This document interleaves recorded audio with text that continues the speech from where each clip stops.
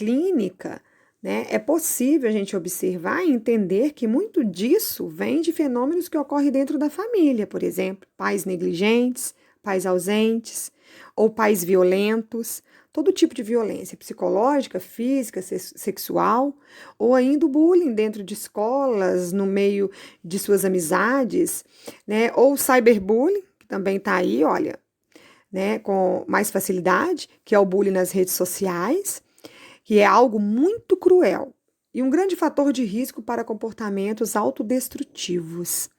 Quando você tem o bullying presencial juntamente com o cyberbullying, essa potência fica ainda maior. Temos também os fenômenos sociais, por exemplo. Estamos vivendo um grave momento aí na nossa saúde mundial, né? E aí ver os pais em sofrimento, pessoas queridas em sofrimento, pessoas conhecidas, ou até pessoas que nós não conhecemos, mas está todo momento ali no noticiário, ou viver uma situação de desemprego, por exemplo, outra qualquer financeira, pode contribuir. Todos esses fenômenos ocorrem em função de uma interação muito complexa de vários fatores que podem levar essa pessoa à automutilação. Tem uma estatística internacional que mostra que em torno de 18% das pessoas que se mutilaram e fizeram em grupo, na presença de outros, né, acabam que começaram esse comportamento autolesivo por causa do efeito do contágio. Na adolescência, nós sabemos que existe uma necessidade muito grande de se formar uma identidade própria, de pertencer a grupos. Quando você tem um grupo em que alguns dos membros se mutilam, não é incomum que outros também comecem a se mutilar ou queiram fazê-lo. Como se fosse assim uma espécie de ritual de entrada, né? Ou permanência. Então é frequente, por exemplo, que em uma sala de aula, por exemplo, com um aluno se mutilando, 12 meses depois tenham 3 ou 4, justamente pelo mesmo efeito de contágio. Ou membros da mesma família, né? Às vezes primos muito próximos, ou amigos, né? De qualquer natureza, conhecidos que estão sempre juntos, né? E aí vem a tão caracterizada, e aí como forma de expressão do vazio existencial. E esse vazio existencial é muito relatado por jovens que estão em risco. São aqueles jovens que dizem para você o seguinte: a minha vida do jeito que está não tem sentido. E é exatamente nesse ponto de vazio que se acredita que esse jovem é cooptado. A questão a se avaliar é como está o meu filho? Como está esse jovem que eu conheço, esse adolescente? Como ele se sente na vida? Como está se sentindo conosco, por exemplo? Aonde ele está? O que ele pensa? Que visão de mundo ele tem? Quais são os valores que nós, como pais ou responsáveis, professores, educadores, estamos passando? Porque sabemos que as principais referências são os pais, os cuidadores. Não podemos achar que as redes sociais são exclusivamente as culpadas pelos males do mundo. Elas estão aí e vieram para ficar. Então, nós devemos monitorar as redes sociais. Isso tudo se torna perigoso quando não tem um acompanhamento, quando não tem um limite, quando os responsáveis não sabem, não acompanham o que está acontecendo. E para que tenha assim, uma rotina mais saudável, é preciso criar vínculos, né? Baixar a guarda, quebrar as resistências para que seja possível uma aproximação dessa criança que está aí quase chegando na adolescência, que nós chamamos de pré-adolescente, uma aproximação maior com esse adolescente, com esse jovem, para que ele possa se abrir e verbalizar o que de fato está acontecendo com ele. E para que ele possa verbalizar, é preciso que não haja condenação, né? Nenhuma punição específica de modo externo, porque isso ele já faz. Então, o que ele precisa é de acolhimento. Essa regressão de se automutilar, nós chamamos de regressão ao estágio do sadismo. Correlaciona-se ao masoquismo primário, apresentado por Freud como resposta à indagação sobre o porquê e como a dor se torna uma meta, invertendo a lógica da função protetora do eu. O masoquismo secundário, como um destino possível das pulsões, seria oriundo de um movimento primitivo no desenvolvimento da psique dessa pessoa, antecedente a uma hipotética situação em que as pulsões básicas ainda não teriam se mesclado.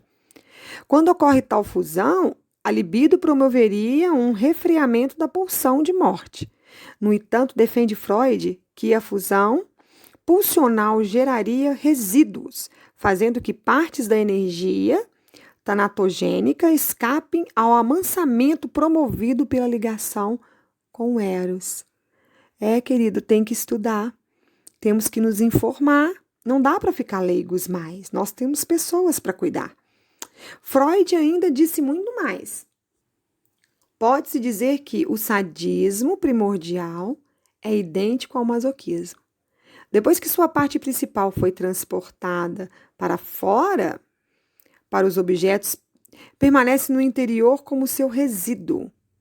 O masoquismo propriamente erógeno, que por um lado tornou-se componente da libido e por outro lado ainda tem seu próprio ser como objeto, esse masoquismo então seria testemunha e sobrevivência daquela fase da formação em que sucedeu a amálgama tão importante para a vida. Palavras de Freud, isso. A dor é um fenômeno que ajuda a entender o limiar entre prazer e desprazer, pois tal experiência está na fronteira entre essas sensações. A dor está ligada às pulsões, no sentido de que ela vincula o campo somático e o campo psíquico, tendo a função de alerta. É produto do exagero de excitação que invade o campo psíquico numa grande quantidade de energia. E estando muito acumulada no organismo, não tendo sido descarregada adequadamente, pode paralisá-lo, tal qual a angústia não elaborada. Assim, ao invés de uma defesa para evitar o problema maior, a dor em excesso se torna um problema em si. Lacan reafirma as palavras de Freud. Segundo Vilhena, as cicatrizes são uma marca social. É a lei que em sociedades, sem escrita, inscreve-se no corpo. Gente, é poético e triste. Atualmente acontece mais em meninas do que em meninos. Porém, é bom se atentar ao fato de que, independente disso, nosso olhar deve ser investigativo. Olha, queridos amantes da psicanálise, as automutilações seriam, portanto, manifestações consequentes de fixações pulsionais. Há um masoquismo primário e de um eu de veras frágil, para contrapor as demandas de um gozo materno, cujo vínculo não foi totalmente rompido, ou que está submerso a um sadismo superegóico. De tal forma, o comportamento de se autoagredir se sustentaria no gozo de um corpo fragmentado e numa estrutura egóico que jamais podemos mensurar, pois o sujeito nessas condições encontraria dificuldade de investir pulsões para além de si, ou seja, nos objetos e nos ideais, como deve ocorrer quando se rompe, quando supera o narcisismo primário. Podemos dizer, então, que as meninas, as moças que protagonizam este trabalho, estariam absorvidas numa condição melancólica, né? Para poder praticar tal atitude, que é ao mesmo tempo tão interessante para elas e perigosa.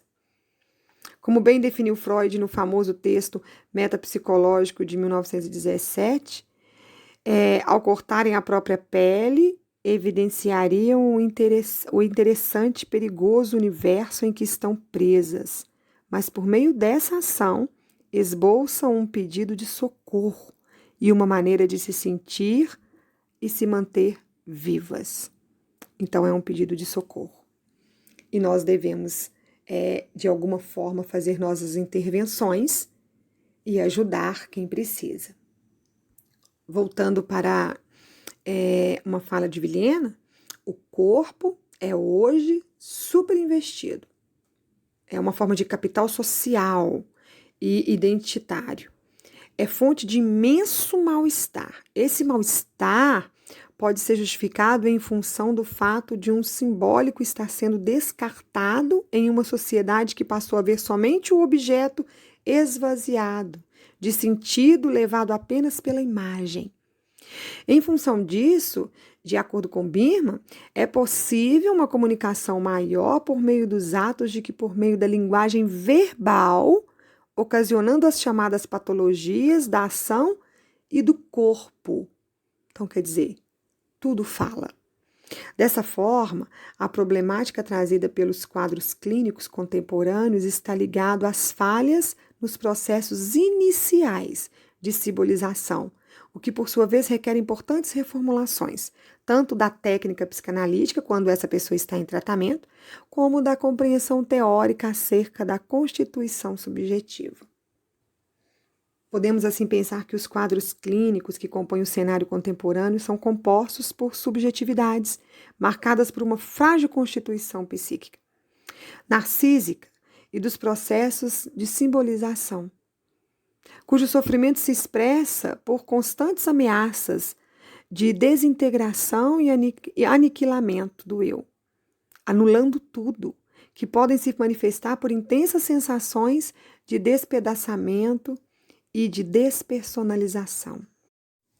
Em decorrência desse conjunto de experiências subjetivas, esses pacientes diferenciam-se bastante daqueles com os quais o campo psicanalítico deparava-se no século passado, uma vez que as interpretações podem intensificar a sensação de intrusão e o silêncio do analista pode ser vivenciado como uma ameaça de morte.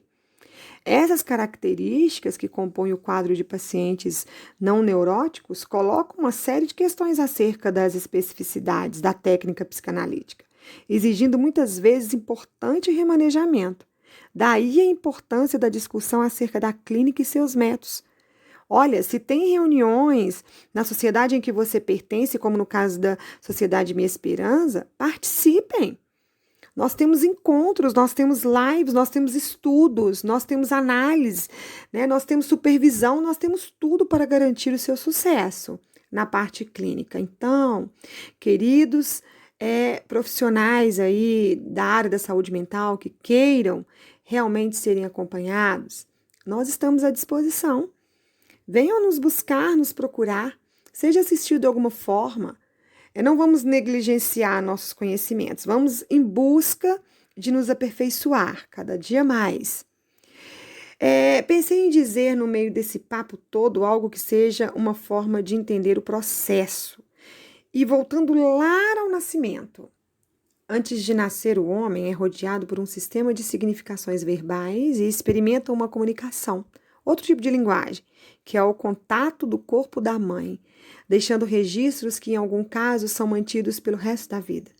O cuidado materno das primeiras trocas produz estimulações involuntárias da epiderme, né, da pele, quando o bebê está passando por banho, é lavado, esfregado, é carregado, é abraçado, é estimulado, né, fazendo carícias. Então, o bebê recebe esses gestos maternos, né, primeiro como uma estimulação e depois como uma comunicação. A massagem, por exemplo, se torna uma mensagem. A fim de que sejam escritas na linguagem verbal, as experiências precoces devem escrever-se primeiramente de maneira pré-verbal ou mesmo não verbal.